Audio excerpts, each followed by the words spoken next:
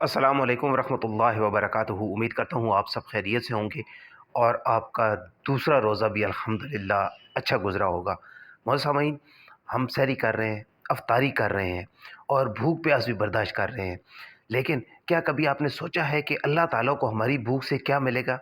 अल्लाह ताला कुरान करीम में इरशाद फरमाते हैं कि ए ईमान वालों, तुम पर रोज़े फ़र्ज़ किए गए हैं ताकि तुम तकवा इख्तियार करो। आज की वीडियो में समझेंगे कि वो तकवा क्या है जिसके बगैर रोज़ा सिर्फ फाका रह जाता है। हज़रत उबई बिन कअब रज़ी अल्लाह ताला अन्हु से किसी ने पूछा कि तकवा क्या है, तो आपने बड़ी खूबसूरत मिसाल दी। आपने उससे पूछा कि तुम कभी झाड़ीदार रास्ते से गुजरे हो?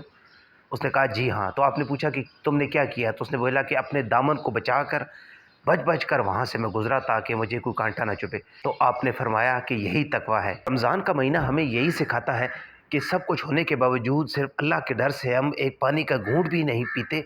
तो इसी तरह इस दुनिया में रहते हुए अपने आप को गुनाहों से बचाना तकवा है। नबी पाक सल्लल्लाहु अलैहि वसल्लम ने इरशाद फरमाया कि जो शख्स झूठ बोलना और फिर उस पर अमल करना ना छोड़े तो अल्लाह ताला को उसके भूखा प्यासा रहने की कोई ज़रूरत नहीं। अगर हम रोज़ा रख कर गिबत कर रहे हैं, किसी का दिल दुखा रहे हैं या फिर काम में चोरी कर रहे हैं, तो फिर हमारा रोज़ा ज़ख्मी हो जाता है। तकवा का मतलब यह है कि पेट के साथ साथ हमारी आंखों का, हमारे कान का और हमारी ज़बान का भी रोज़ा हो। आज से ये 3 काम ज़रूर अपनाएं। नंबर 1, अपनी तन्हाई पर सख्त पैरा लगा दें। जब कोई ना देख रहा हो उस टाइम गुनाहों से ज़रूर बचें।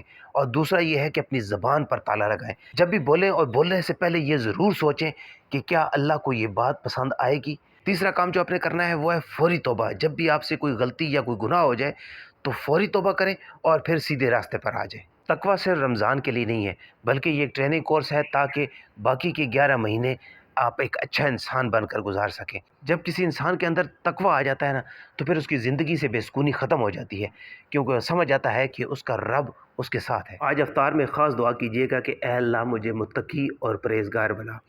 मोहतरम सामीन, हमने ये एक सीरीज़ शुरू की है, रमज़ान सीरीज़, जिसमें 30 रोज़े और 30 वीडियोज़ आएंगी। अगर आप भी इस सीरीज़ के साथ जुड़ना चाहते हैं तो हमारे चैनल को सब्सक्राइब ज़रूर कीजिएगा।